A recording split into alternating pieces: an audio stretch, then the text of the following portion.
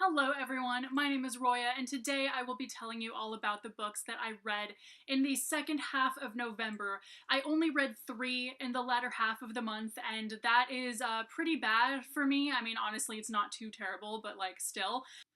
But it doesn't really matter because I'm only one book away from meeting my Goodreads challenge of 120 books, which I usually just barely get to or barely miss or something, but it's like November isn't even over yet, but I'm already at 119 books, so I don't think it really matters that I only read 3 in the past like 2 weeks, and there are actually like 5 days left of November, so I may finish some of my current reads before then, but I'm not gonna have a chance to film until like next weekend if I do.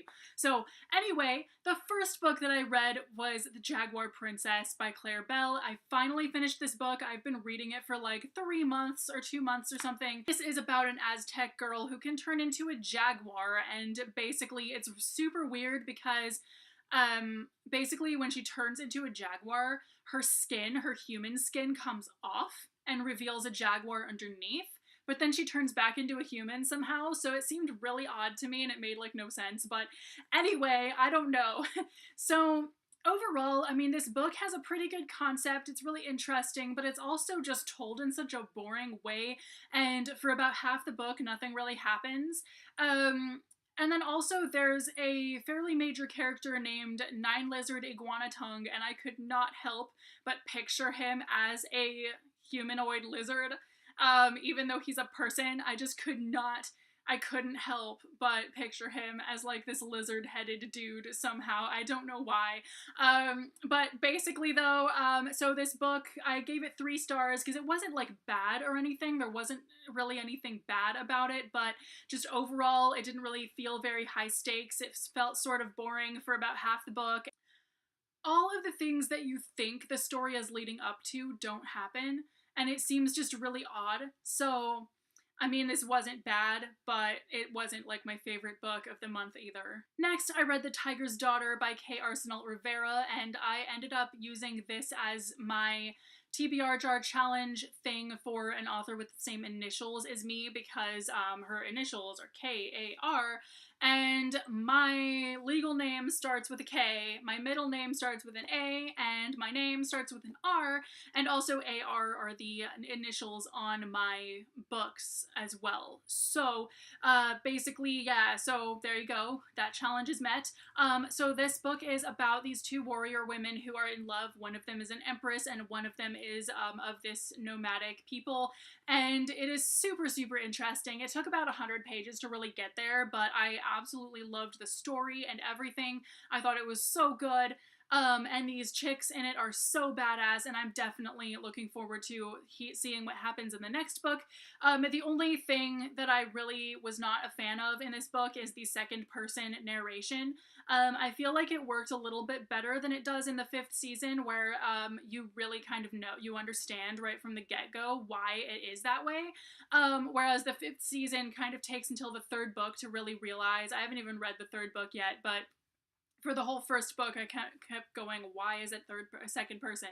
But in this book, I still just didn't really buy the second person narration, especially since it is told in the form of a letter.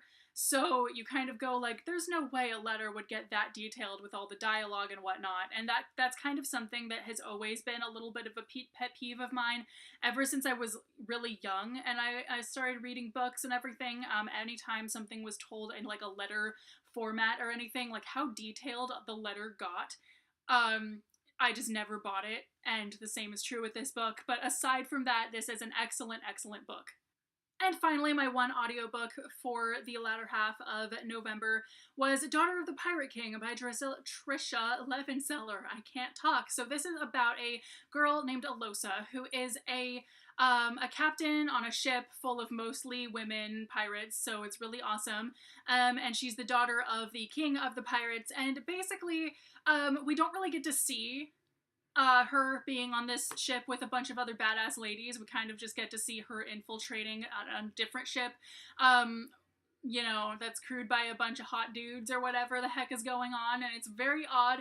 So I loved the main character. I loved the concept of this, but that's about all. So Basically, it's one of those series where I anticipate the second book being much better because the first one was really kind of just there to set things up, basically.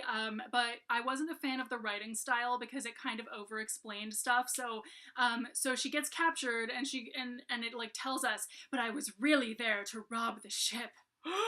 And so I kind of thought, like, what, you could let us figure that out. You don't have to just explicitly state what it is.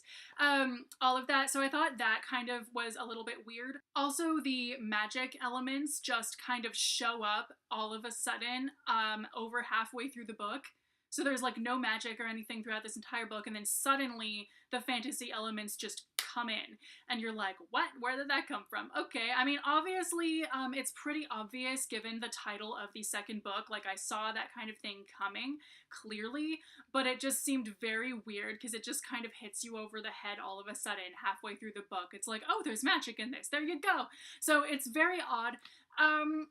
I also was just not a fan of any of the characters besides Alosa, any of the major characters anyway, because they're all just a little bit bland, to be honest. Like, she was so awesome, but like everything else is like, okay.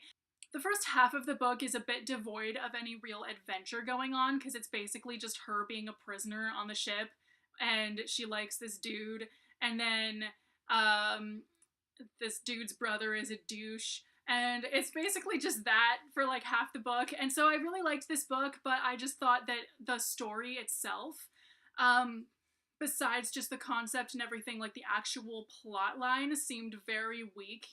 But I anticipate the second book being a lot better. So these two books plus the audiobook are the books that I read in the latter half of November. Let me know if you've read any of these, what your thoughts are, and let me know what your favorite book you read this month was, and I will see you very soon with a new video. Bye!